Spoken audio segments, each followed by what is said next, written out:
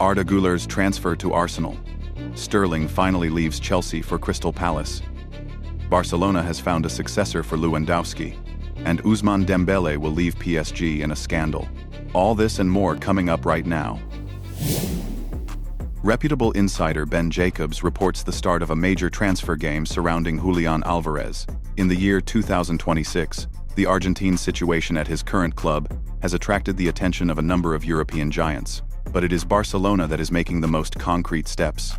The Catalan's sporting director, Deco, has already held an initial meeting with the players' representatives this month to discuss a potential move in the summer transfer window. The club views Álvarez as an ideal long-term replacement for Robert Lewandowski. This could become an ideal transfer for the Blaugrana. Julián Álvarez is a player with the DNA of a winner, combining incredible work ethic and versatility in attack. In Barca's current balanced system, he could become the very spearhead to ensure stable scoring for the team for years to come after the Lewandowski era. Chelsea has identified a priority target to strengthen its midfield in the summer transfer window of 2026. According to Ben Jacobs, the Blues plan to join the race for Nottingham Forest and England midfielder Elliot Anderson. Despite there being time before the window opens, the Londoners are already preparing for serious competition. Manchester United and Manchester City are also actively vying for the 23-year-old midfielder.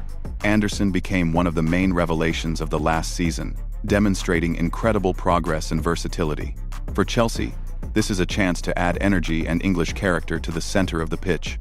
But the fight with Pep Guardiola and the United project for such a talent will be exhausting and certainly not cheap. Manchester United has officially made an inquiry regarding Barcelona midfielder Marc Casadó.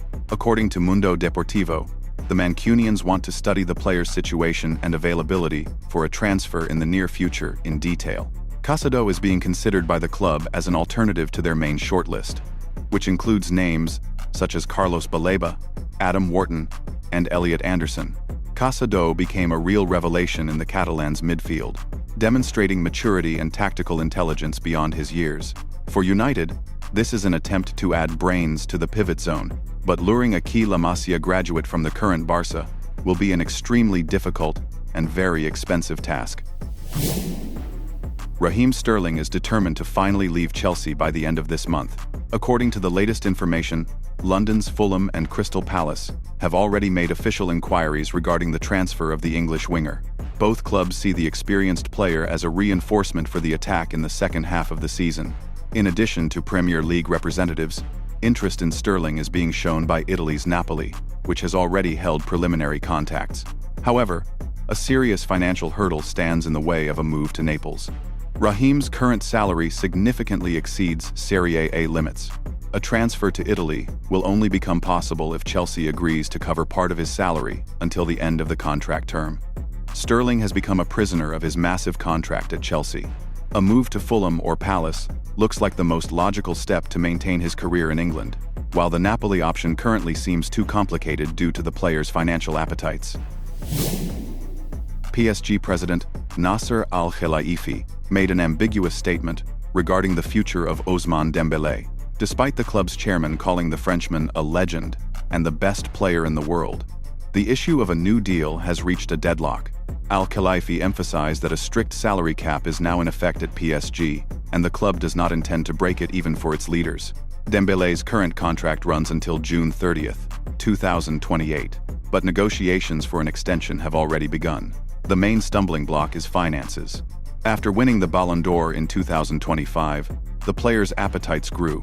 According to insiders, Ousmane is demanding an increase in salary of almost double to a cosmic 60 million euros per year. The Parisian management, meanwhile, offers around 30 million, which has already caused serious tension between the parties. It seems the era of unlimited spending in Paris is finally coming to an end. Calling a player a legend, while publicly reminding them of limits, is a clear signal. PSG will no longer shower its stars with money.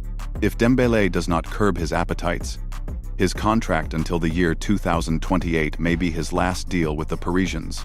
And as early as summer, we may hear of interest from England or Saudi Arabia. Inter Milan has officially begun exploring the conditions for a transfer of Aston Villa and Argentina national team goalkeeper Emiliano Martínez. According to Sky Sports and insider Gianluca Di Marzio, the Nerazzurri are already in talks regarding a potential move in the summer transfer window of 2026. The situation looks complicated. Dibu is currently one of the highest-paid players at the Birmingham club, and his current contract runs until the summer of 2029.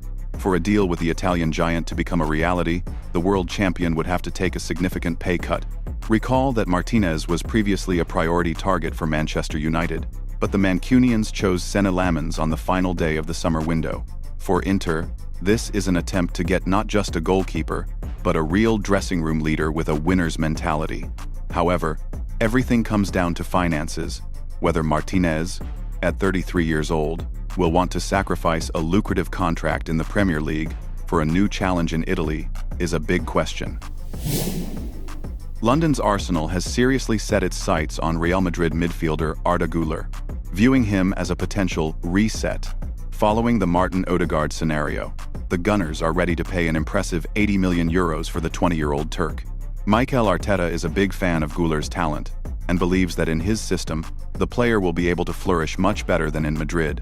At the same time, the publication AS reports serious concern from Real Madrid's management.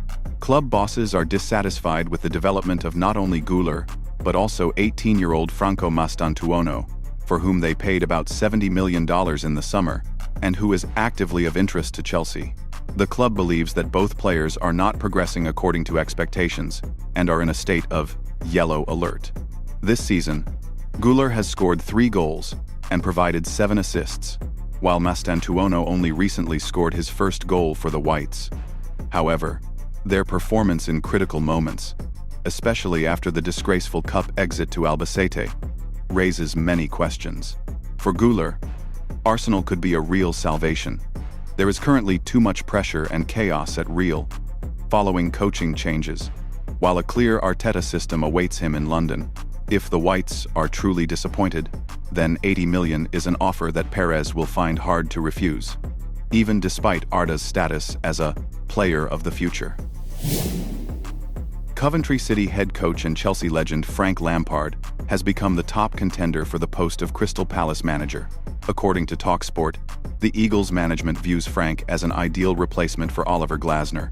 Club owner Steve Parish has long admired Lampard's work, and the coach's current success in leading Coventry to the top of the championship has only convinced the London bosses of his strength.